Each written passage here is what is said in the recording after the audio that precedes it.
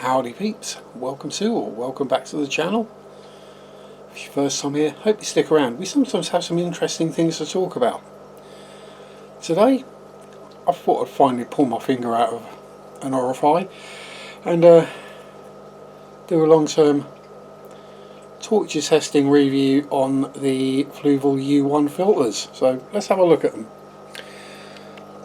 Because, you know, even a filter is prettier to look at than me. Now this is my fry rack, and I don't recall what the numbers are that the U1 is supposed to do for flow rate, size of tank, blah blah blah, but these are a 28 litre tank and they are super heavily overstocked with 150 bristle nose pleco fry. Oh, and some linears as well in that one.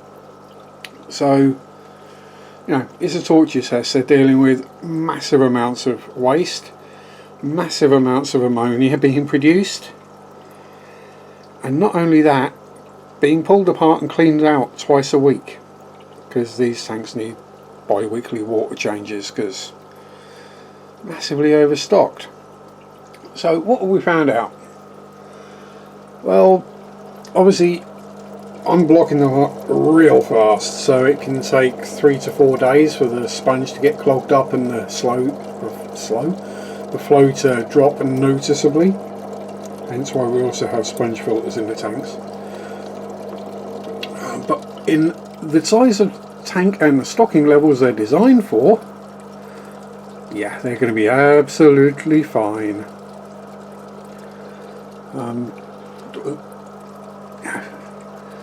They suck water through them, they pull the muck out of the water, and then the bacteria colonises the bit of sponge, and yeah, that's how it works. So all in all, great filters, do the job perfect. Yeah, I wouldn't recommend one for a small better tank because of the amount of flow, but yeah, we'll get around to these things. This is a tank that normally has one in that I've pulled out, and you can see one of the downsides is when you pull the filter out, it has a tendency to leave some, if not all, of the suction cups stuck to the back of the tank, or the side of the tank, or the front, wherever you got it mounted. So that's probably the biggest downside I've found,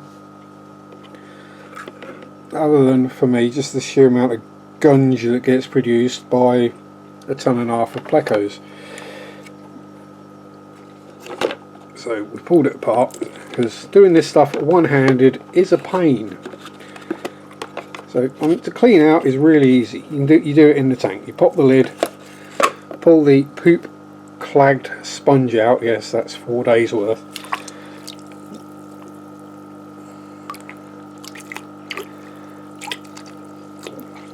Give it a good degunk and you can see the water. And job done. And these are the original sponges, so it's not looking too bad for a 2.5-year-old filter sponge, is it? Especially one that gets molested quite as frequently as mine do. And if we have a look down inside, yeah, there's a bit of muck and mire left in there. We won't worry about that quite yet. We'll do that next week. Yes, the main problem, aside from the suction cups, is the build-up of bacterial sludgy gunkiness. But again, that's probably more a factor of the sheer amount of load that is in these tanks. And again, the filters are easy to pull apart,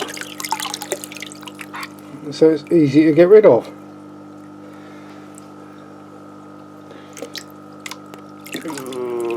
Now where are we going to put that so it don't drip everywhere? We'll stick it there. Again, original impellers, dealt with getting blocked up and not pumping fresh water over them admirably, still work just as well as they did the day I plugged them in. It's just a case of keeping them clean. As you see again with the bottom section, nice build up of pleco gunk. Again, just run your finger around and scrape it out. Really not hard.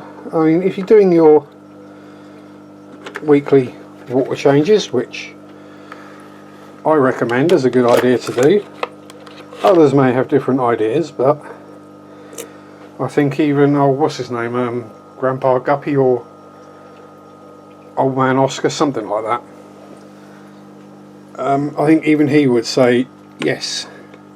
If you've got 150 plecos in a tank, no matter how big and how hairy planted you have it, and how deep the substrate is, you got to do your water changes, because it will be highly toxic in a short matter of time. Let me just put the camera down momentarily while I reassemble the filter. There we go. Really, that quick. And now we go to pop it back in the tank. As I've said, this is where the problem arises, in that the suction cups tend to fall off, so drop the camera down again, reach in, we'll get the snails off of them, pull the suction cups out. And these are awkward tanks to get to, and because they don't push in, they slide in. They're actually super easy to get back in, he says. The bottom ones can be awkward.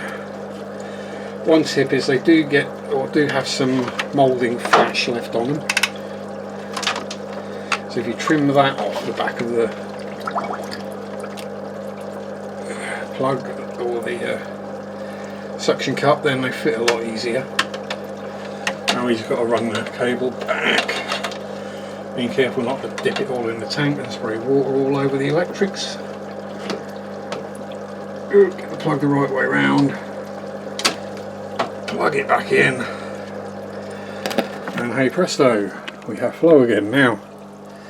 And you can probably see it spat out a bit of gunk that was in the up tube, but all filters do that, because unless you completely clean the up tube out, or the outlet, yeah, you're going to have a bacterial colony living in there. And there we go. So would I recommend a Fluval U1 filter? Yes, for the right tanks, for the right stocking levels, the right loads.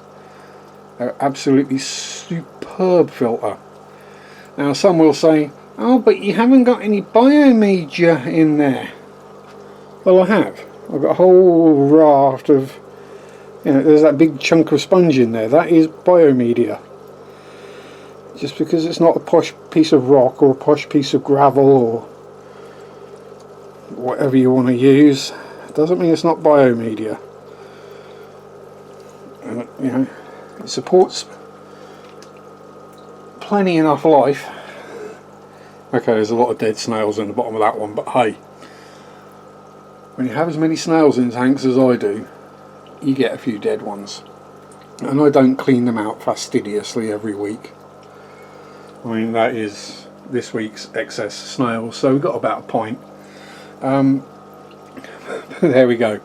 Now before I absolutely soak the camera, because both my hands are wet now, if you've got anything you want to add, if you use a Fluval U1, let me know what you think about them in the comments.